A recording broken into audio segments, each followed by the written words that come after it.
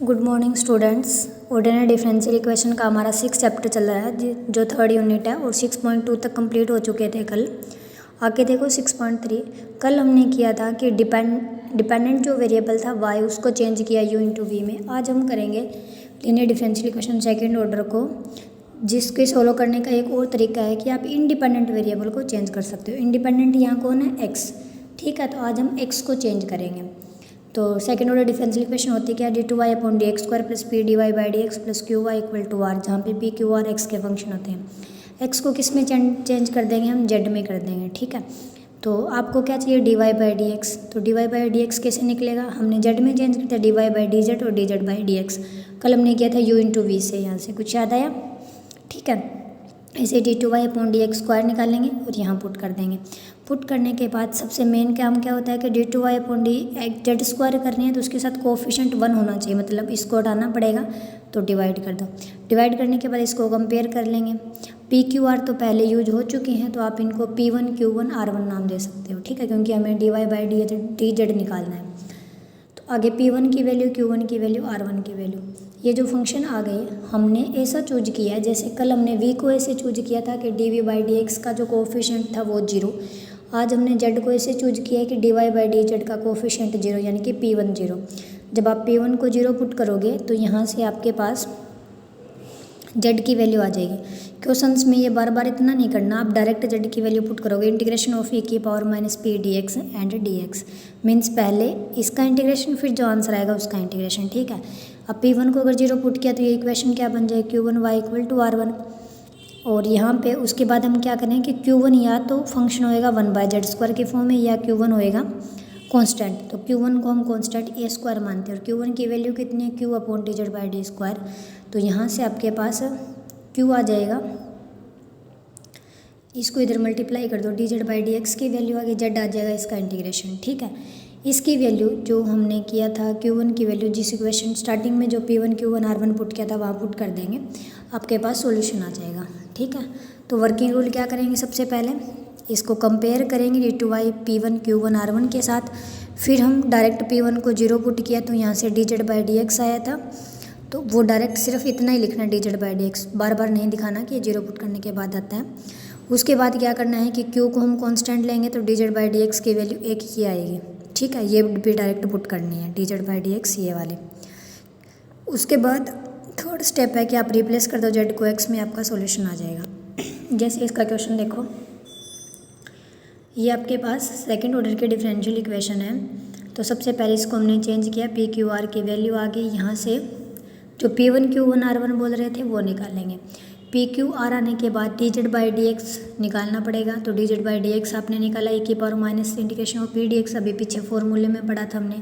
p की value कितनी है? 2/x। तो इसका इंटीग्रेशन क्या आएगा? 2 तो कांस्टेंट है, 1/x का log x, और log में क्या होता है? पावर ऊपर चली जाती है, e से log कैंसिल हो गया, x⁻⁻2 मतलब 1/x²। इस हमें यहाँ से z निकालना है, तो z क्या आ जाएगा? इसका एक बार और इंटीग्रेशन कर दो, x⁻⁻2 का इंटीग्रेशन -2 + 1 अपॉन -2 + 1, यानी कि x⁻⁻1 इंटू माइनस, तो इसको ऊपर ले गए। ठीक है, आगे हमने क्या किया?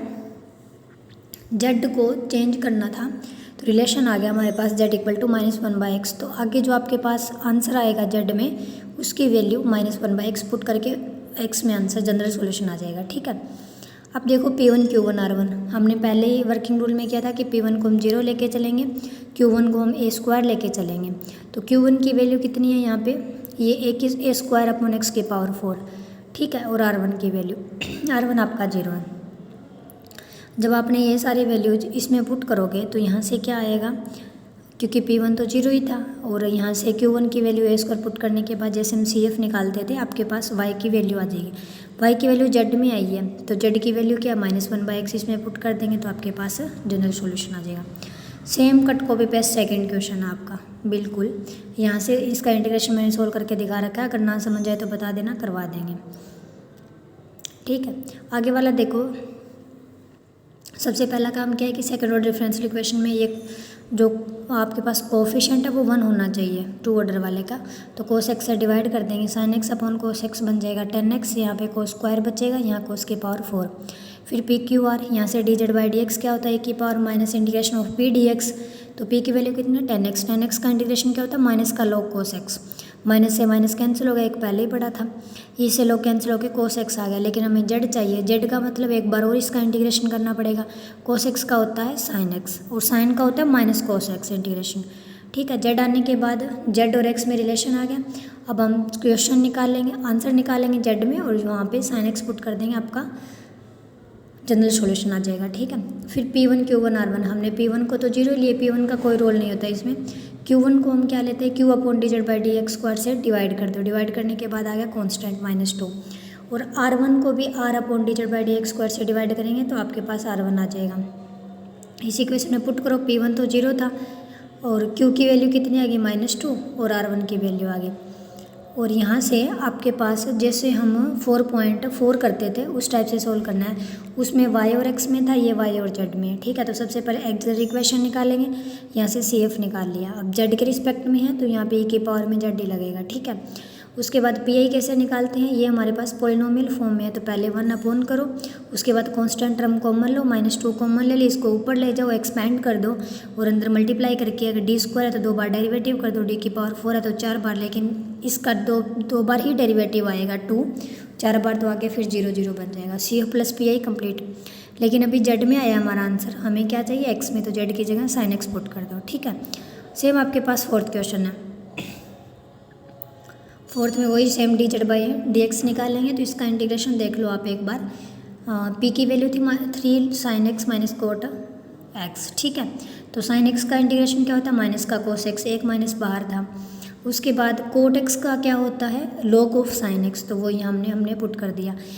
तो अब e की पावर अलग अलग कर दो यहाँ, क्योंकि आप ऐसे लिख सकते हो ना, e की पावर x + y को कैसे लिख सकते हैं, e की पावर x × e की पावर y, तो यहाँ अलग अलग कर दिया। और sin x के साथ log था वो कैंसिल हो गया, तो ये e की पावर 3x cos x आ गया। ठीक है, z अभी आया है, हमें चाहिए ये dz/dx है, हमें z चाहिए, इसका एक बार और इंटीग्रेशन करो।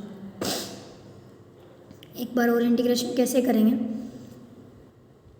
ये आपके पास e की पावर 3 cos x था ना, इसको आप t पुट कर दो, t पुट करने के बाद डेरिवेटिव करो, क्योंकि हमें dx की वैल्यू चाहिए। तो cos x का डेरिवेटिव आ जाएगा sin x और साथ में 3 का मल्टीप्लाई 3 और dt। तो यहाँ से हमारे पास e की power 3 cos x × 3 sin x dx की पूरी वैल्यू आ गई dt/3, और dt/3 का मतलब dt/3 था, इसका इंटीग्रेशन करेंगे तो क्या आ जाएगा t/3। ठीक है, तो t की वापस वैल्यू पुट कर दो, t आपके पास क्या था e की पावर 3 cos x, तो यहाँ पुट कर दिया।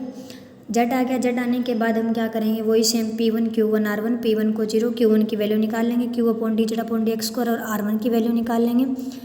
R1 की वैल्यू यहाँ देखो, ऊपर माइनस का cos x है, नीचे 6 है, ऊपर लेके जाएंगे -6, -6 × -1 कितना हो जाएगा -7।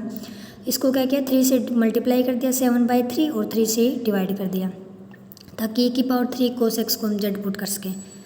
ठीक है, z आ गया, अब जहाँ जहाँ z होगा उसकी वैल्यू ये पुट कर देंगे जनरल सॉल्यूशन में।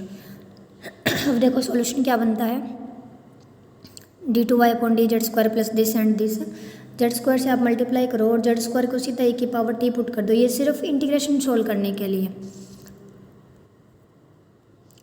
ठीक है, तो आपके पास d/dt को d पुट करके ये क्या चीज़ है, ये देखो आपका 5th चैप्टर है, ये linear differential equation with variable coefficient. Variable क्या x², उसमें x² था, इसमें z², तो हम क्या करते हैं z² × dy/dz² को क्या करेंगे z × z-1।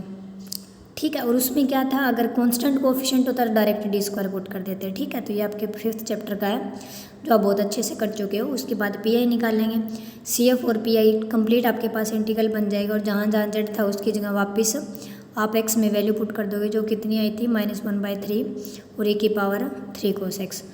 तो आपका 6.3 कंप्लीट हो चुकी है, कल हम करेंगे 6.4।